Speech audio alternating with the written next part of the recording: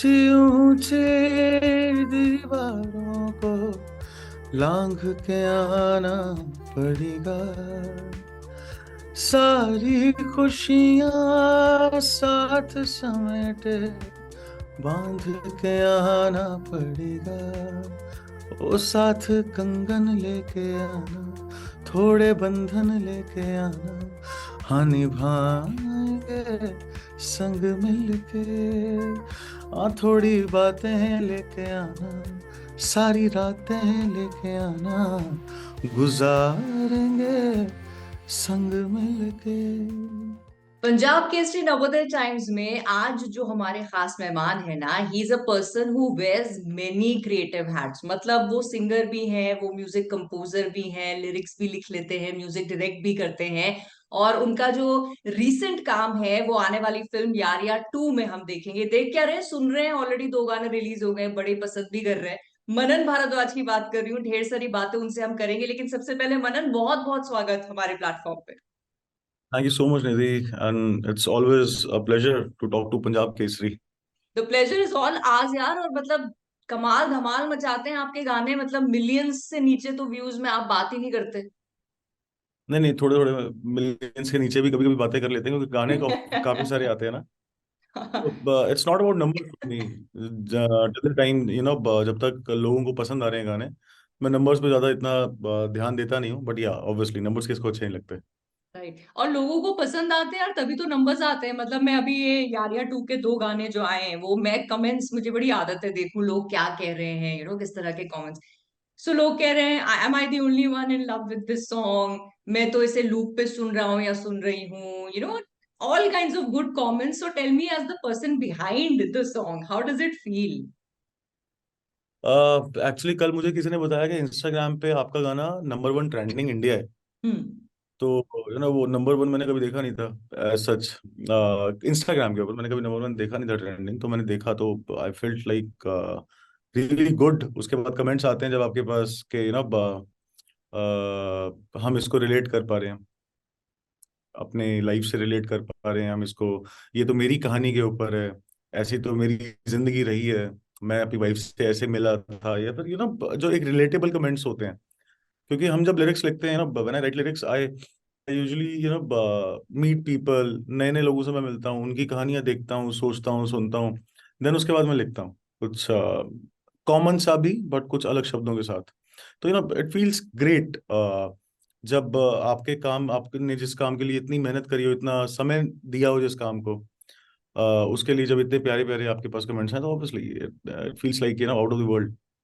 Right. लेकिन जब आप सॉन्ग कंपोज करते हो, इंडी म्यूजिक के लिए या म्यूजिक के लिए, वीडियो के लिए या फिर फिल्म के लिए, मतलब उस वक्त ऑब्वियसली आपके दिमाग में तो इतना रहता है यार, मैं दिल से जो मेरे दिमाग में आया है, मैंने जो लिखे हैं, जो मैं कंपोज कर रहा हूँ, वो लोगों को पसंद आ जाए। बट इस हद तक पसंद आ जाए कि वो वायरल हो जाए, इन टर्म्स ऑफ बिजनेस, अगर हम बात करें कि जैसे नंबर वन पे ट्रेंड कर रहा है, वायरल हो गया है, तो ये सब उस वक्त दिमाग में रहता है। नहीं, एक्चुअली अगर ये सब उस टाइम पे दिमाग में रहेगा ना, तो अच्छा गाना बन ही नहीं पाएगा कभी भी। मुझे ऐसा लगता है, अगर ये सब सोच के मैं गाना बनाऊंगा तो मैं जस्टिफाई नहीं कर रहा हूँ अपनी जॉब को। राइट। तो जब मैं गाना बनाता हूँ, मेरे पास सिचुएशन आती है। For example, I call my self, ये ना, अब डायरेक्टर्स कंपोजर। हम्म। तो जब डायरेक्टर एक सिचुएशन नरेट करते हैं, तो वो मेरे लिए बहुत ही ज्यादा, अगर डायरेक्टर ने अच्छे से नरेट कर दी है मुझे सिचुएशन, तो मैं उसको कागज पे उतार दूंगा। ओके। तो तो ये यारिया इस 2 चीज की का अगर मेरे। बात करें, तो क्या किस तरह की नरेशन हुई, किस तरह की आपको एक डायरेक्शन मिली कि बिकॉज आई थिंक आपने 7 गाने इस फिल्म के लिए कंपोज किए हैं, which is I think in कल लिटरली। कल कल आठवां भी किया है मैंने, कल आठवां अच्छा, गाना भी 8वां किया भी है। करने, मतलब पूरी एल्बम ही एक तरीके से आपने आपके पास है। तो उसके हाँ, लिए किस तरह की डायरेक्शन मिली, किस तरह का एक लेआउट मिला था आपको? मुझे 3 साल पहले एक कॉल आया था सर का, भूषण सर का कॉल आया था कि एक गाना चाहिए हमें भाई बहनों के ऊपर। अच्छा। मुझे ज्यादा इसके बारे में डिस्क्रिप्शन नहीं दी कि बहन की शादी हो रही है और उसके लिए गाना चाहिए। तो ये ना बहुत ही कॉमन सी सिचुएशन है, बट मैंने ऐसा गाना कभी बहन के लिए बनाया नहीं था जो बहन के साथ पार्टी नंबर बनाता हूँ। तो मेरे लिए वो फर्स्ट सिचुएशन थी, एंड मैंने गाना बनाया एंड इमिजिएटली मैंने सर को भेजा। मेरा ना बड़ा वैसा रहता है कि जब अगर मेरे पास कोई काम आया और मैं तब तक वो कर ना लूं तो मेरे को चैन नहीं मिलता उसको, मतलब तो मैं सो नहीं पाता हूँ, तो मैंने अगले दिन ही सुबह सुबह सर को गाना भेजा, सर वाज लाइक के बहुत अच्छा बन गया है गाना। जब आप एक गाना अच्छा बनाते हो, सिचुएशन आपके पास दूसरी भी आ जाती है, फिर तीसरी भी आ जाती है, तो बिट्स एंड पीसेस में आपके पास सिचुएशंस आती रहती हैं। Excuse me. एंड दो चार गाने बन गए थे, दो आई थिंक दो या तीन गाने बन गए थे, then I got to know कि ये पूरी फिल्म एक है एंड मैं इस फिल्म के अंदर काम कर रहा हूँ। तो बैक टू बैक गाने बनते रहे। मैंने फिर डायरेक्टर्स के साथ में बहुत हमारी जूम कॉल चली, कोविड का टाइम भी था, कोविड में बैठ के हमने गाने बनाए हैं, ऐसे ही जूम कॉल के ऊपर हमने गाने बनाए हैं। तो ये ना एक एक फन एक्सपीरियंस भी रहता है, एक मजा भी आता है, और आप कहानी से ना जुड़ जाते हो, और you have to live the story, you have to live the characters. Right right. अच्छा, जनरली म्यूजिक वीडियोस जो होते हैं ना, उनमें 3 घंटे की, 2.5 घंटे की जो हम फिल्म देखते हैं, वो 3 मिनट के गाने में हम पूरी कहानी देख लेते हैं। सो मुझे ऐसा लगता हम्म। है every song also has its individual story. अब क्या होता है, फिल्मों या के गाने जो है जनरली हमने देखा है कि वो फिल्म की सिचुएशन को आगे ले जाने वाले होते हैं। यारिया 2 के जो हम्म 8 गाने आपने कंपोज किए, उनकी अगर बात करूं, तो क्या वो फिल्म की कहानी को आगे ले जा रहे हैं या खुद अपनी एक कहानी बना रहे कुछ कुछ गाने हैं जो खुद की अपने, ऑब्वियसली आप फिल्म को आगे लेके जाएंगे, जो कहानी को आगे लेके जाएंगे, बट कुछ गानों में आप ठहर जाओगे, कुछ गानों में आप रुक जाओगे, कुछ गानों में आपको ऐसा लगेगा कि यार ये चलता रहेगा ना। कुछ सिचुएशन ऐसी होती हैं, क्योंकि आपकी लाइफ में भी बड़ी ना एक खुशी वाली सिचुएशन आती होगी, जब आपके किसी एक फेस्टिवल सा आता है, किसी के घर में हैं? शादी होती है, एक 7 8 दिन ना बड़ा एक माहौल सा रहता है, अच्छा, अच्छे कपड़े पहनना, अच्छा खाना खाना, पार्टी करना। तो जब वो माहौल खत्म होने वाला होता है ना, तो आपको लगता है यार नहीं, अभी 2 4 दिन और रहना चाहिए था ऐसा। तो वैसा आपको उन गानों में फील होगा। वो मैंने पूरी हम्म। कोशिश करी है, कुछ कुछ गानों के अंदर ऐसा भी करा है कि मैंने पूरी एक जर्नी दिखाई है। एक जैसे अभी अरिजीत भाई के साथ जो गाना आया है, ऊंची ऊंची दीवारों को लांग कर आना पड़ेगा, दैट इज समथिंग लाइक के हर एक इंसान, हर एक लड़की भी एक लड़के को कहना चाहती है, लड़का भी एक लड़की को कहना चाहता है, अगर वो प्यार करते हैं एक दूसरे को, कि तुझे ये करना पड़ेगा, तेरे को ये चीज, मेरे मेरे को अगर तेरे को पाना है, तेरे को ये सब चीजें करनी पड़ेंगी, और इसको राइट कर दे। तो राइट। वो क्या है ना, वो एक इनोसेंस भी है उसके अंदर। सो मैंने एक उसमें बोला था कि इस फिल्म में ना हर एक लिसनर के लिए कुछ ना कुछ है, चाहे आप पार्टी नंबर देख लो, चाहे आप सैड सॉन्ग देख लो, आप अगर रोमांटिक सॉन्ग सुनने वाले हो तो आपके लिए भी कुछ ना कुछ है। तो हर एक के लिए कुछ ना कुछ है इसमें, it's completely a musical film. Right, and I so agree with you, क्योंकि अभी वेडिंग सीजन आने वाला है। एंड मेरी कजन की नेक्स्ट ईयर समर टाइम में शादी है, तो वही होता है ना, नाच गाना हर शादी वाले घर में होता है। तो मैं वही सोचती यार, ऐसा कोई गाना जिसमें अभी तक किसी ने डांस नहीं किया, और फिर देन कम सौरे हम्म घर, और बहन के ऊपर है। हम्म तो मुझे लगा यार, हम्म गाया लड़के ने, लेकिन डांस तो मैं करूंगी इसमें।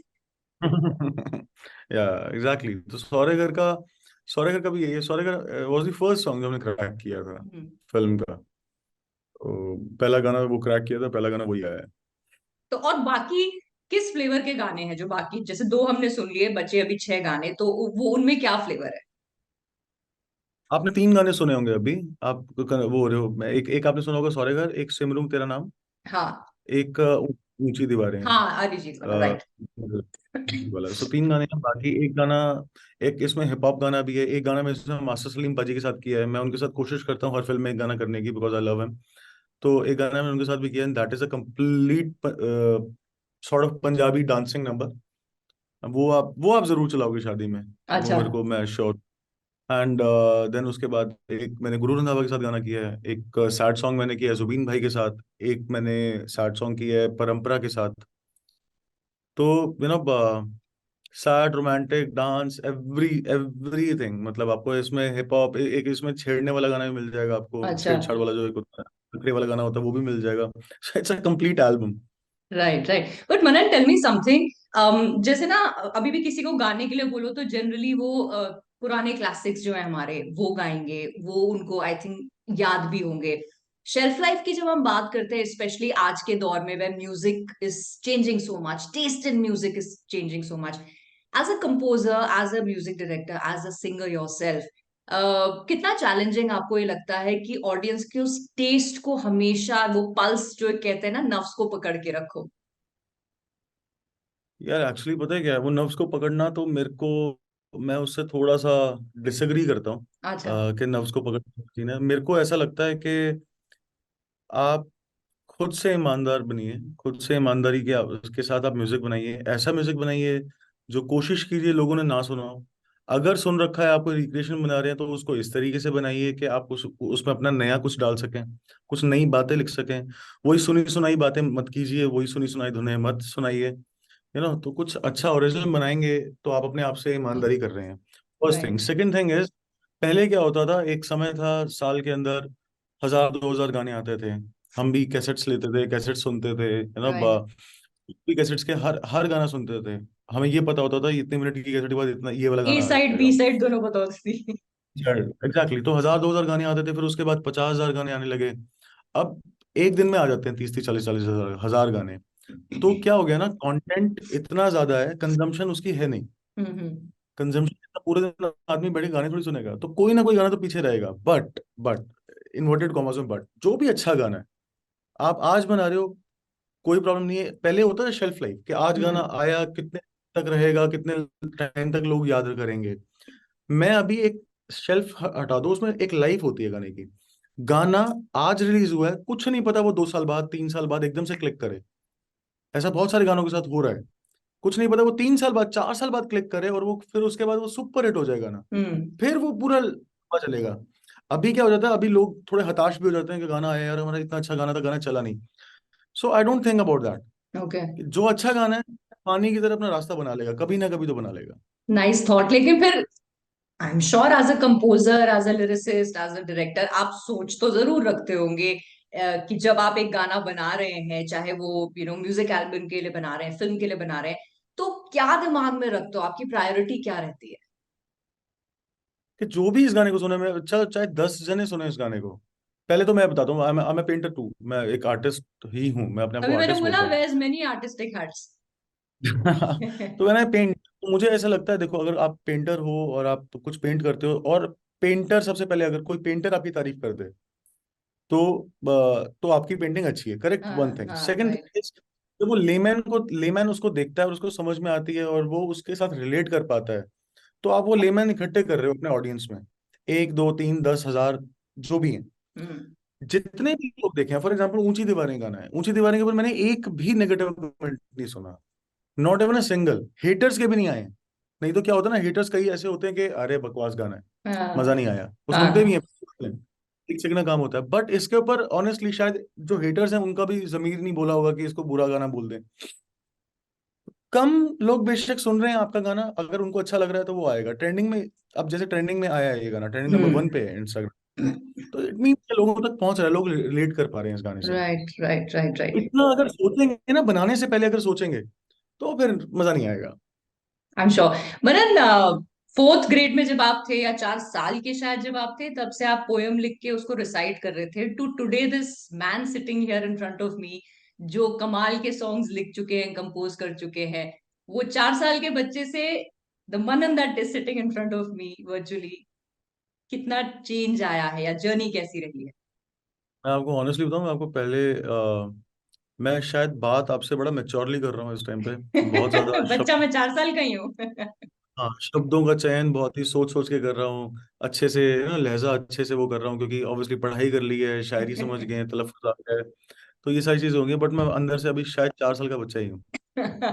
उस बच्चे को मैं मरते तब तक दम तक जिंदा रखना चाहता हूँ। वो बच्चा जिंदा है तो मेरा काम जिंदा है। राइट।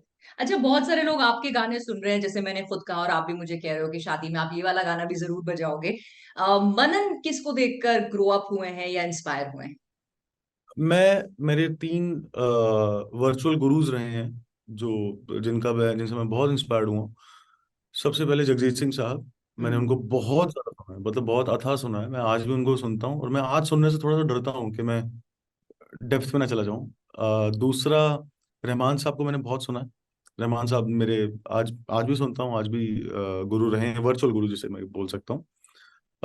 देन उसके बाद नुसरत साहब को मैंने बहुत सुना है, उनकी कवालियां बहुत सुनी है। तो ये 3 आर्टिस्ट मेरे वो रहे हैं जिनका मैं वेट करता था। रहमान साहब का तो ऐसा रहता था कि उनकी पॉकेट मनी इकट्ठी करके उनकी सीडीज लेके आना, कैसेट्स लेके आना। देयर वाज अ टाइम मेरे पास सिर्फ रहमान साहब का एक रैक था ओके। सीडीज का। तो ये 3 आर्टिस्ट हैं जिनको मैं बहुत ज्यादा मतलब बहुत दिल से सुना है और राइट राइट समझा राइट। है।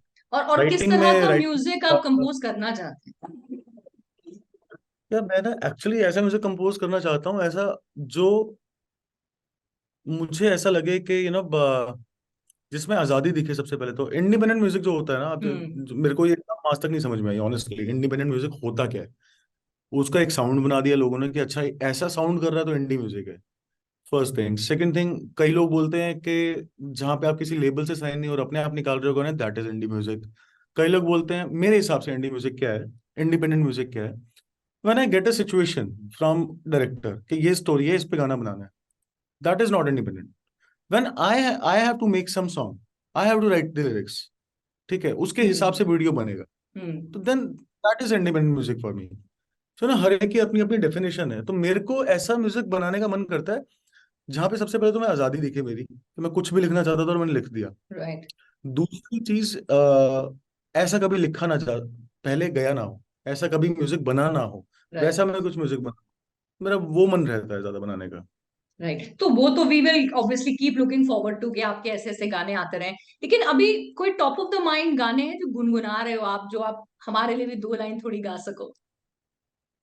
टॉप ऑफ द लाइन, मैं अभी ऑनेस्टली बताऊं तो मेरे को अभी इसकी रील्स इतनी देखता रहता हूँ ना अपने अपने गाने की, तो मेरे को ऊंची दीवारें गाना is my current favourite of mind. थोड़ा दो लाइन हो सकता है? दो लाइन बना था।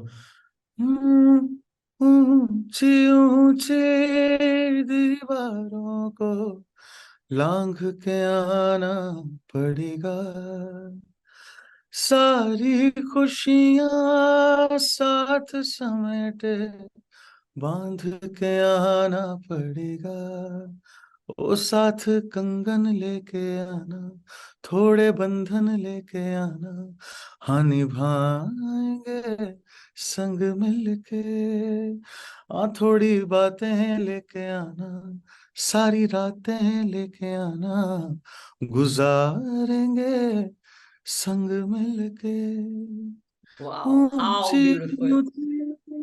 Like that. बहुत ही खूबसूरत है, So, बहुत ही।